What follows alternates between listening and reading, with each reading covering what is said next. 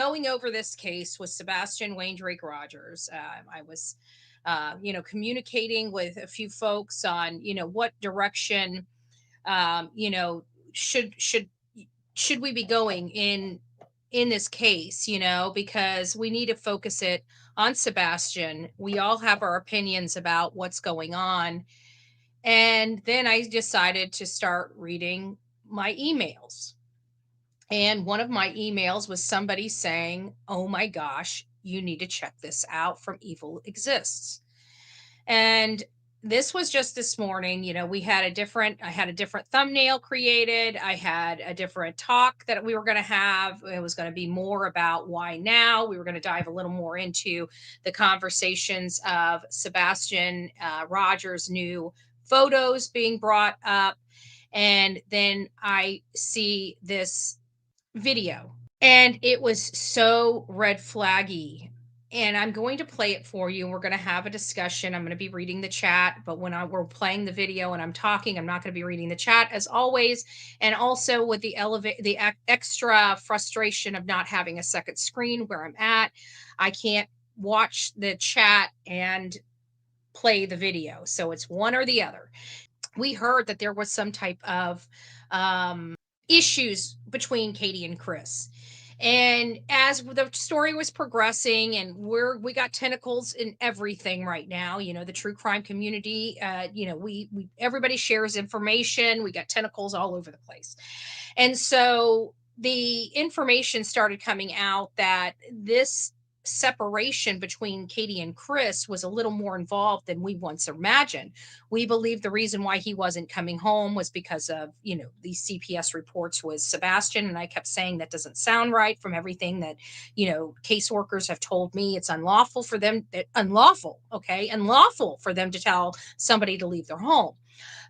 So we kept going, kept digging. There's all these rumors going around that we're not addressing on this channel, with Katie and Chris's relationship and stuff like that. And then more corroboration came forward, and somebody was speaking to me about that they were getting ready to like divide assets. Like this was a real big issue. It sounded like Chris and Katie were done, and we were unaware of it being to that extent. At the beginning of this case. And then we started learning a little more about Christopher and his kind of, every time he goes away out of town for a significant amount of times, he's at the local bar hitting on the bartenders. One thing leads to another. We've heard a couple of those stories. We definitely have one absolutely 100% corroborated from Alabama, including speaking to the actual bartender and other patrons. There was I think 2 or 3 other people that were spoken with in Alabama. No, those things are not coming to the surface, but they have been corroborated and spoken about.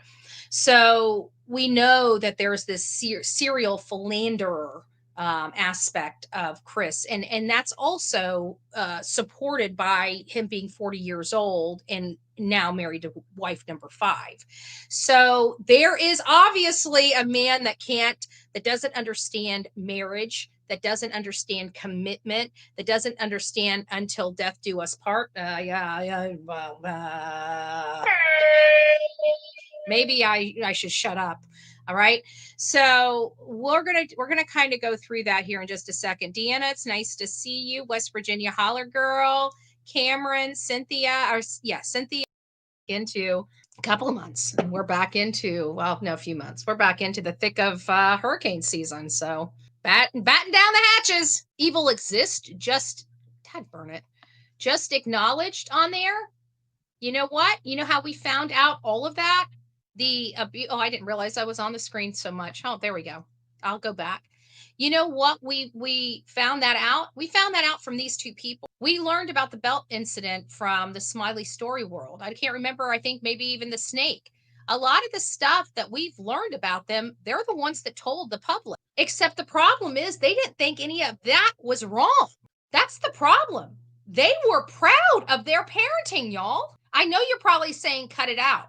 I'm serious.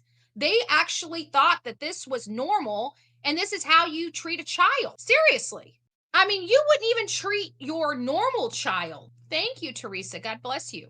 You wouldn't even treat your normal child the way that they were treating a disabled child, okay? Period.